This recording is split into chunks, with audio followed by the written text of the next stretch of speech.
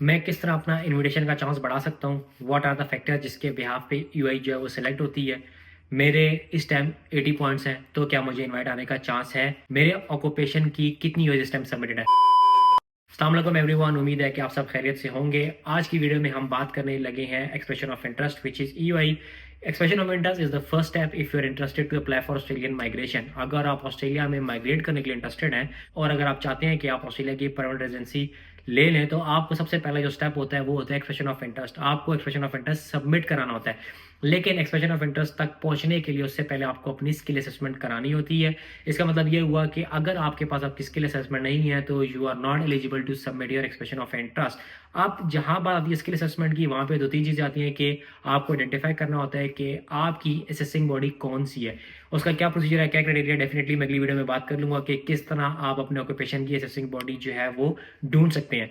उस assessing body को ढूंढने के बाद आपको चेक करना होता है कि उसकी क्या प्रीरेक्स है। प्रीरेक्स में मैं कहूँगा कि जिस तरह कुछ बॉडीज़ हैं वो कहते हैं कि आपका 1 या 2 साल का वर्क एक्सपीरियंस होना चाहिए। कुछ बॉडीज़ कहती हैं कि आपके जो आइल्स या पीटी में मिनिमम 6 होने चाहिए। कुछ बॉडीज़ कहती हैं कि आपके आइल्स और पीटी में मिनिमम 7 होने चाहिए। तो आपको अपने ऑक्यूपेशन की असेसिंग बॉडी ढूंढनी है एंड देन उसकी स्किल असेसमेंट की रिक्वायरमेंट ढूंढनी है एंड देन आफ्टरवर्ड्स आपको अपनी स्किल असेसमेंट करानी है, जिसके बाद आप अपनी एक्सप्रेशन ऑफ इंटरेस्ट सबमिट करा सकते हैं। अब बात आ जाती है कि फॉर एग्जांपल अगर आपने एक्सप्रेशन ऑफ इंटरेस्ट सबमिट कराई है तो वो कितने टाइम के लिए जो है वो सबमिटेड रहती है। उसको सबमिट करने का क्या मतलब ये है कि मुझे इन्विटेशन आ चुके हैं, मुझे वीज़ा अप्लाई करना है, ये हाउ दिस सिस्टम वर्क्स। तो एक्सप्रेशन ऑफ इंटरेस्ट जब आप सबमिट करते हैं तो बेसिकली ये एक पूल है जिसमें आपकी जो फाइल है वो चली जाती है। आप जब भी राउंड चलता है, रिगार्डलेस 189 का चलता है, 190 का चलता है या 491 का चलता है, and if you have selected all these 3 visa categories और आपकी रिक्वायरमेंट मीट करते हैं, तो उस पूल में से जो है वो डिफरेंट फाइल सेलेक्ट होती है depending upon number of factors. और जब आपकी फाइल सेलेक्ट होती है तो आपको डिपार्टमेंट की तरफ से या फिर रेलिवेंट स्टेट की तरफ से जो है वो ईमेल आती है जिसमें बताया जाता है कि आप सिलेक्ट हुए हैं। आप जो नेक्स्ट स्टेप्स हैं उनको फॉलो करें एंड देन आफ्टरवर्ड्स आपको जो है वो वीज़ा का नॉमिनेशन आएगा और आप डायरेक्टली वीज़ा अप्लाई कर दें। सो फार अभी तक हमने जितनी बात की, हमने बात की एक्सप्रेशन ऑफ इंटरेस्ट की। आप एक्सप्रेशन ऑफ इंटरेस्ट सबमिट कराने के लिए आपको किन किन चीज़ों की जरूरत होती है, उसमें अगर मैं जेनेरिकली बात करूँ तो आपको एक्सप्रेशन ऑफ इंटरेस्ट सबमिट कराने के लिए आपका जितने भी पर्सनल इन्फॉर्मेशन है ना वो चाहिए होती है, जिसमें आपके आइडेंटिटी डॉक्यूमेंट्स आ जाएंगे, आपकी जो क्वालिफिकेशन है उसके डॉक्यूमेंट्स आ जाएंगे। अगर आपने ओवरसीज़ काम किया या आपने विद इन ऑस्ट्रेलिया काम किया तो आपके जो वर्क एक्सपीरियंस के डॉक्यूमेंट्स है वो आ जाएंगे। इसके साथ डेफिनेटली जो आपका इंग्लिश लैंग्वेज का स्कोर है वो आपको चाहिए होगा। अब ये जो सारे डॉक्यूमेंट्स हैं ये आपने कहीं सबमिट नहीं कराने हैं, आपने इसमें से डाटा उठाना है और आपने अपनी एक्सप्रेशन ऑफ इंटरेस्ट की एप्लीकेशन में एंटर कर देना है। आप एक्सप्रेशन ऑफ इंटरेस्ट सबमिट कराने के लिए आपको स्किल सिलेक्ट की वेबसाइट पे जाना है और वहाँ पे जाके आपने जो है वो एक्सप्रेशन ऑफ इंटरेस्ट सबमिट करा देनी है। अगर आपको अभी भी नहीं पता कि एक्सप्रेशन ऑफ इंटरेस्ट किस तरह सबमिट कराते हैं तो मेरी एक डिटेल वीडियो पड़ी है कि how to submit an expression of interest, आप जाके देखें। उसमें मैंने स्टेप बाय स्टेप चीज़ें गाइड की हैं कि किस तरह आप अपनी एक्सप्रेशन ऑफ इंटरेस्ट सबमिट करा सकते हैं। इसके साथ साथ एक्सप्रेशन ऑफ इंटरेस्ट सबमिट करने के जो हैक्स और टिप्स हैं वो भी मैंने उसके ऊपर भी एक सीरीज ऑफ वीडियोस बनाई हुई है, वो आप लोग लाजमी देखेगा, क्योंकि ये कुछ कॉमन मिस्टेक्स है जिसकी वजह से लोग हाई स्कोर पे सेट करने के बावजूद जो है वो इन्विटेशन जो है वो सिक्योर नहीं कर सकते। आप इन्विटेशन किन चीज़ों के ऊपर मैटर करता है, जो रिसेंटली ट्रेंड देखने में उसमें ये देखने में है कि आपकी जो इंग्लिश है वो सुपीरियर होनी चाहिए। आप अगर ऑस्ट्रेलिया में है तो आप प्रोफेशनल जॉब करते हो और आपकी जो सैलरी है that should be at least above 74,000, लेकिन 74,000 से लेस लोगों को भी जो है वो इन्विटेशन देखने में आया है एज फार एज वो लोग प्रोफेशनल जॉब्स कर रहे थे। इसके साथ अगर आपके स्किल्ड पार्टनर है तो आपका जो ये का चांस है सिलेक्शन का वो बढ़ जाता है।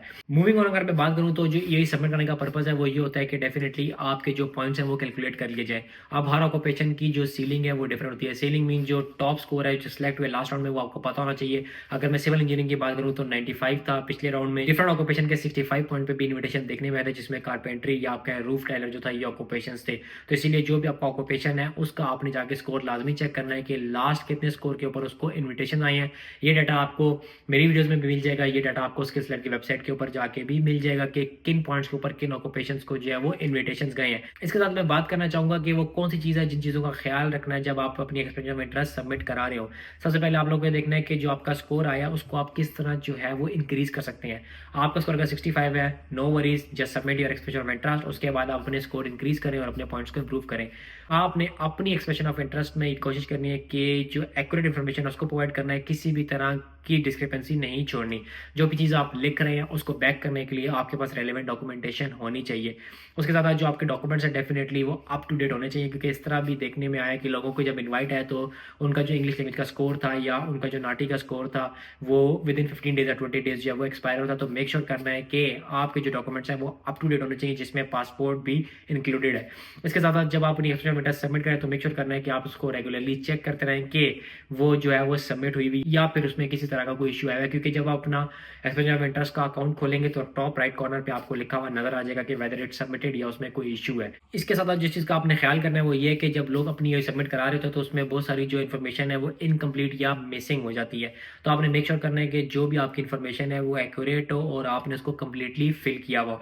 मूविंग ऑन, मैं बात करना चाहूँगा एक चीज़ के ऊपर जो डेफिनेटली, जब मैं कहूँगा पिछले साल की अगर मैं बात करूँ ना, जब जो ऑस्ट्रेलिया था वो बहुत ज़्यादा इन्विटेशन भेजा था तो लोगों ने जो अपनी यूएस थी ना उसमें बहुत ज़्यादा फॉल्स क्लेम भी किए हुए थे। उसका रिजल्ट ये निकलता है कि अगर आपका फॉल्स क्लेम है और जो चीज़ें आपने क्लेम की हैं और उसको आप जस्टिफाई नहीं करा सकते तो डिपार्टमेंट्स और स्टेट की तरफ से आपके ऊपर बैन लग जाता है। और इस तरह के केसेस भी मैंने देखे कि लोगों के ऊपर बैन लगा है एंड उनके जो इन्विटेशन थे वो कैंसिल हुए हैं। उसके बाद वो स्टेट में कुछ टाइम फ्रेम के लिए, that varies from 6 months to 1 year, आप दोबारा नॉमिनेशन के लिए अप्लाई नहीं कर सकते। तो आप लोगों ने मेक श्योर करना है कि किसी भी तरह का जो फॉल्स इन्फॉर्मेशन है वो अपनी यूआई में नहीं है मेंशन करनी। इसके साथ जो सबसे इंपॉर्टेंट चीज़ है वो ये आप लोगों ने मेक श्योर करनी है कि आप जिस भी वीज़ा कैटेगरी के लिए अप्लाई कर रहे हैं, रिगार्डलेस वो 189 है, 190 है, 491 है, उसकी सारी कंडीशन आपने मीट करनी है।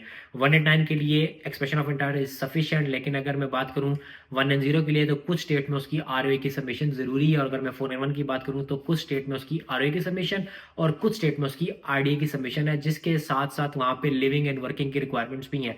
तो मेक श्योर करना है जिस भी वीज़ा कैटेगरी के लिए आप अप्लाई कर रहे हैं या आप इंटरेस्टेड हैं या आपको इन्विटेशन आ चुका है, तो आप लोगों को मेक श्योर करना है कि आप वो सारी रिक्वायरमेंट्स मीट कर रहे हो। इसके साथ साथ एक क्वेश्चन मैं यहाँ पे लेना चाहूँगा, वो ये कि एक बंदे ने कहा कि जो मेरी एक्सप्रेशन ऑफ इंटरेस्ट है वो 8 महीने पहले की सबमिटेड है, तो क्या मैं इसको विड्रॉ करा के नई एक्सप्रेशन ऑफ इंटरेस्ट जो है उसको सबमिट करूँ ताकि मैं पूल में जो है वो ऊपर आ जाऊँ। जो यहाँ पे चीज़ आपको ऊपर लाती है पूल में वो ओल्डेस्ट डेट ऑफ ईआई होती है। आपकी ईआई जितनी पुरानी होगी डेफिनेटली अगर आपका टाई अप हो रहा होगा तो जिसकी ईआई की डेट पुरानी होगी उसको जो है वो इन्विटेशन चला जाता है। इसलिए जो पुरानी डेट होती है that matters more as compare to a fresh date. तो इसलिए वो सारे लोग जो ये सोचते हैं या समझते हैं कि अगर हम अपनी ईआई जो है वो विड्रॉ करेंगे और अपनी ईआई सबमिट करेंगे तो हमारा इन्विटेशन का चांस बढ़ जाएगा। So this is not the case. आपको अपनी ईआई सिर्फ और सिर्फ तब विड्रॉ करानी है जब उसकी एक्सपायरी में 6, 7, 8 महीने रह जाए। मेक श्योर करना है कि आप अपनी एक्सप्रेशन ऑफ इंटरेस्ट विड्रॉ करा दें और नई जो एक्सप्रेशन ऑफ इंटरेस्ट है उसको सबमिट करा दें। सो आई होप इस वीडियो के बाद जो एक्सप्रेशन ऑफ इंटरेस्ट के अराउंड जो क्वेरीज थी वो आंसर हो चुकी हैं। मिलते हैं अगली वीडियो में, अपना ख्याल रखिएगा। अल्लाह हाफिज़।